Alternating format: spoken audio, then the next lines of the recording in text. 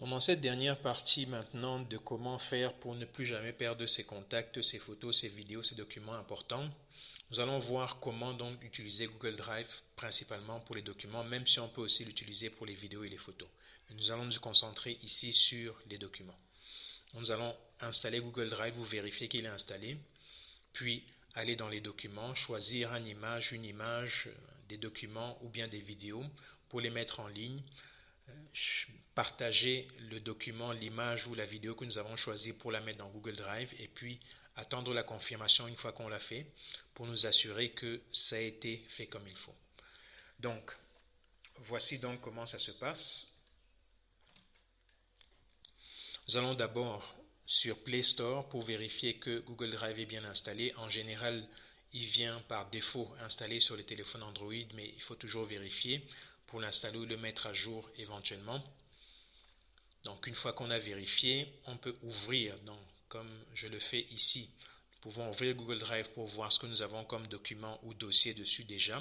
Bon, il sera en général vide si vous ne l'avez jamais utilisé, mais ici vous avez vu une liste de documents de dossier.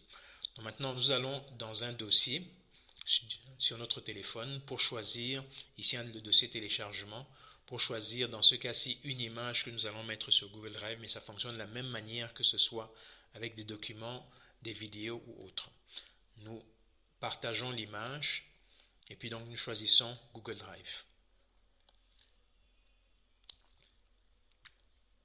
Une fois que c'est fait, nous pouvons voir ici aussi que nous pouvons choisir plusieurs documents à la fois pour le faire. Quand on veut mettre toute une série de documents en même temps sur Google Drive, les sauvegarder de manière sécurisée. Voilà, c'est fait. Nous avons partagé. Nous avons envoyé sur Google Drive. Donc, le téléchargement, l'envoi est en train de se faire. Nous attendons un peu. Et puis, nous allons vérifier maintenant que les documents sont bien sur Google Drive.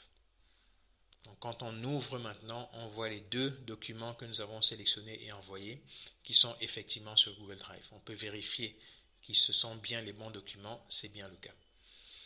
Donc, pour tous les documents importants que vous recevez, que ce soit vos diplômes, que ce soit des contrats, la recommandation, c'est de scanner les documents ou même simplement de faire une photo de ces documents-là et puis de les mettre sur Google Drive de manière à ce que, quel que soit le cas, vous ayez toujours une souche quelque part de vos documents.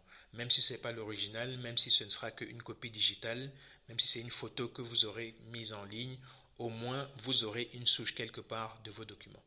Donc c'est la recommandation, la dernière recommandation pour cette série de cours-ci. Faites-le pour tous les documents importants que vous avez. Mettez-les sur Google Drive, sécurisez-les de cette manière-là.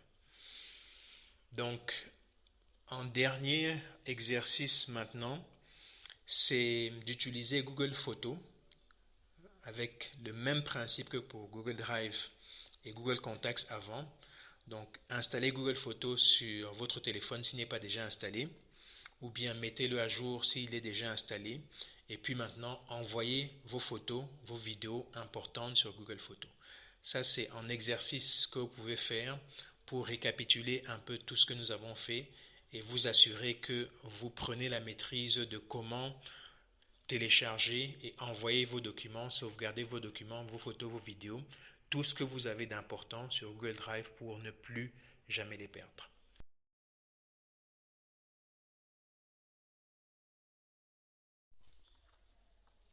Donc, dans les leçons courtes précédentes, nous avons vu comment conserver nos contacts à partir de nos cartes SIM, comment les importer de nos cartes SIM pour les envoyer dans Google Contacts de manière à les conserver de manière permanente en ligne.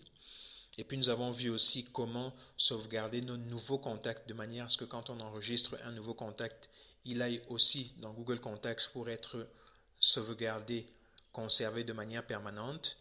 Et puis nous avons vu comment envoyer nos documents dans Google Drive, là aussi, pour les conserver de manière permanente et sécurisée. Maintenant, le plus important dans tout ça, c'est de bien connaître son adresse email, Gmail plus précisément, et puis de bien connaître son mot de passe, d'avoir un mot de passe sécurisé.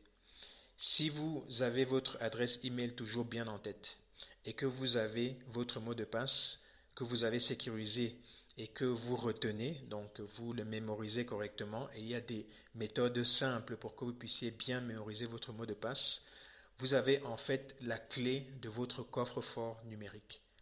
Votre adresse Gmail et votre mot de passe sont la clé de votre coffre-fort numérique pour sauvegarder vos données de manière sécurisée et pour travailler en ligne aussi de manière sécurisée, de manière à ce que chaque chose que vous faites en ligne soit toujours sécurisée. Donc, c'est la formation suivante, c'est le cours suivant que nous donnons, qui va être un peu plus long, parce qu'il faut qu'on prenne le temps de bien vous montrer comment bien conserver votre adresse email et puis avoir un mot de passe en même temps simple et sécurisé. Donc, c'est le cours suivant que nous invitons à suivre pour pouvoir terminer cette série de cours-ci sur la conservation, la bonne conservation et la bonne sécurisation de nos données quand nous travaillons en ligne.